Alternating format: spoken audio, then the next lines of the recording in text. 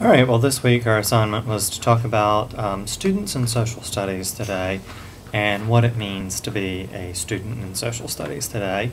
It's a tough question because I'm not. I am a grad student, I'm a pre-service teacher, and a lot of the things that my students are experiencing don't necessarily apply to me. And some of the challenges that I face are things that my students won't experience for 10 years, maybe ever. So I have taken some time to be able to observe my classroom down at my school and just come up with some things that students like. A couple of weeks ago I finished reading the Harry Wong book, First Day of School, and one of the things that really stresses in that book is structure, and that students really, they won't say it, but that they thrive on structure. And I definitely think that that's true, but I think that's only true to an extent, because I have seen times where various teachers, in my experience both as a secondary student and in college and observing, where teachers have a little bit too much control over the class, and it almost feels a little bit more like tyranny rather than actual education. That being said, I do think that the students really appreciate knowing what's going to happen and feeling valued in the class. I've noticed that a lot of my students really like it when my cooperating teacher jokes around with them, tells stories, somehow makes the material come alive to them in a way other than get out your book, do the worksheet.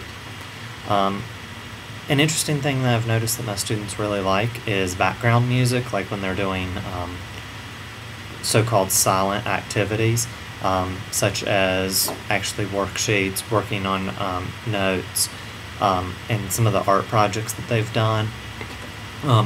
Just having background music is something that quite a few of the students have commented on, and I noticed this week when there was a substitute teacher, and the computer that he usually uses to play the background music wasn't on. I didn't have the login. And students in a couple of the different sections complained about that. Now, a lot of the things that I talk about definitely vary a little bit depending on the student. All of our students are very unique, and I guess in my classroom the biggest differences that I've seen across the board throughout all 6 sections of the class is by gender. I know at this point in human development, the girls tend to be a little bit more advanced than the boys. The boys are still very much so in that kid mentality, whereas a lot of the girls are starting to think of themselves and identify more as women as opposed to children.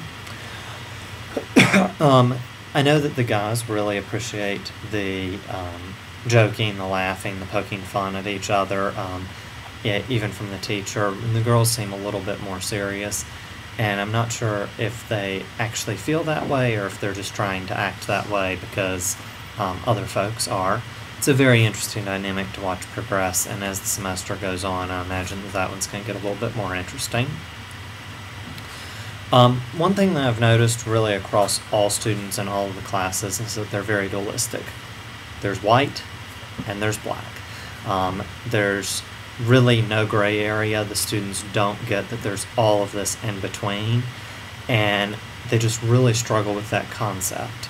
On a lot of things, everything from filling out notes to tests to the question, what do you think? And everybody looks at you like you're the craziest person alive.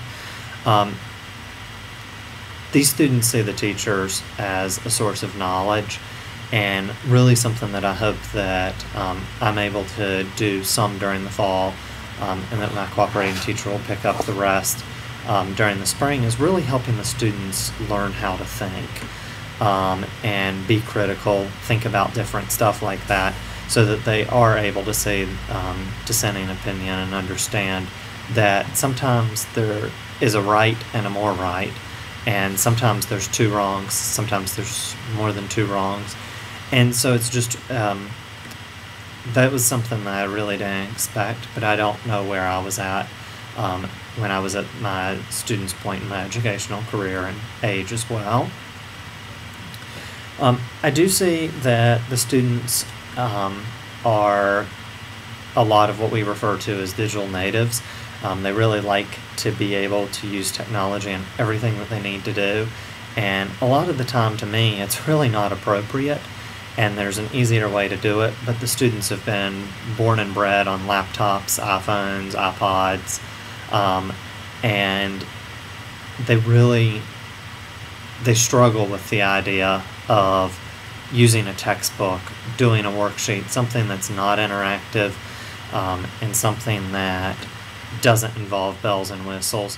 This week we had a couple of talks, couple of questions regarding American Indians and the issue of technology around them, and almost none of the students could grasp the idea that technology could be anything that didn't plug into the wall and have a microprocessor in it. So I definitely think that this generation of students is going to continue to struggle with that idea. I think that would be a great place that I could potentially use the concept mastery and framing routines to help students define what technology is and be able to get a little bit more out of it.